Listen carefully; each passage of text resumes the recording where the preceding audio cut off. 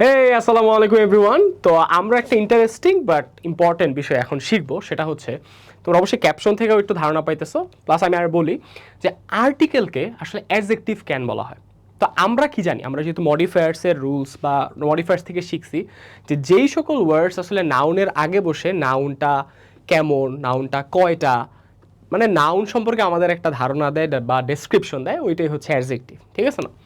এখন তুমি একটা জিনিস খেয়াল করো, এই যে আমরা এখানে তিনটে এক্সাম্পল লিখছি, তিনটে এক্সাম্পলের মধ্যে প্রথমটা ধরো পড়লাম হি ইজ এ MBA। আচ্ছা, প্রথমত এটা আসলে ভুল আছে, ঠিক আছে? কেন? কারণ এইটা উচ্চারণ হচ্ছে MBA, একটা হচ্ছে ভাওয়েল সাউন্ড। তো এম দ্বারা স্টার্ট হয়েছে দেখেছে, আমি এ দিব, এরম কিন্তু না। এখান থেকে আমরা একটা নতুন জিনিসও জানতে পারি যে আর্টিকেল আসলে ফার্স্ট লেটারটা কি শুধু এটার উপর নির্ভর করে না, ওইটার উচ্চারণটা কিভাবে হচ্ছে, মানে সাউন্ডটা কি ভাওয়েল সাউন্ড কিনা, রাইট?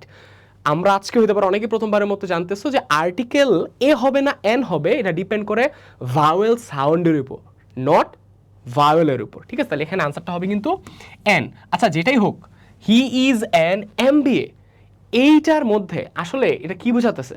তার একটা সংখ্যার ধারণা দিচ্ছে না, সে একজন MBA করা মানুষ, তার মানে একটা সংখ্যার ধারণা দিচ্ছে, মানে MBA একটা ডিগ্রির নাম, ঠিক আছে? বা যে একজন MBA করে তাকে MBA বলা হয়, ডাকা হয় সংক্ষেপে। তো এইটা কিন্তু আমরা ধারণা পাচ্ছি সংখ্যার একটা বিষয়।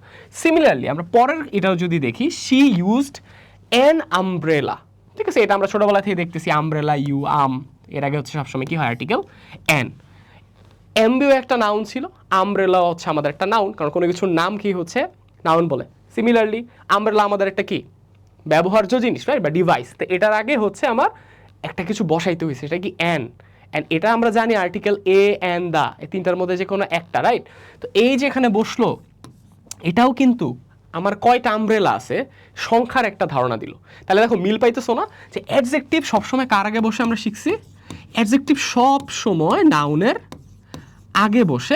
আগে বসে নাউনটা তোমার কেমন, কয়টা, কোনটা, কার, এই ধরনের জিনিস হচ্ছে অ্যাডজেক্টিভ বুঝায় থাকে। তাহলে খেয়াল করো, এই যে আমাদের কয়টা আর কোনটা, মানে সংখ্যা এবং নির্দিষ্টতা, এই দুইটার আসলে আনসার সবসময় আমাদের দিয়ে থাকে হচ্ছে আর্টিকেল।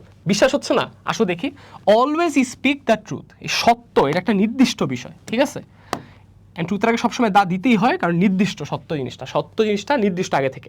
কিন্তু আমরা যদি আরও উদাহরণ দেখি, যে ধরো বললাম there was a dog, the dog was barking, যে একটা কুকুর ছিল, আর পরবর্তীতে যখন আমি আবার ডগ বলতে নিলাম, আমি কিন্তু আবার এ ডগ বলবো না, তখন কুকুরটা আমার জন্য নির্দিষ্ট হয়ে গেল।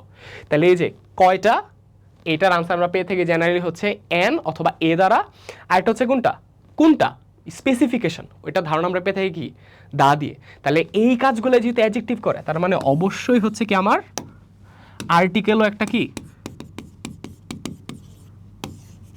একটা অ্যাডজেক্টিভ।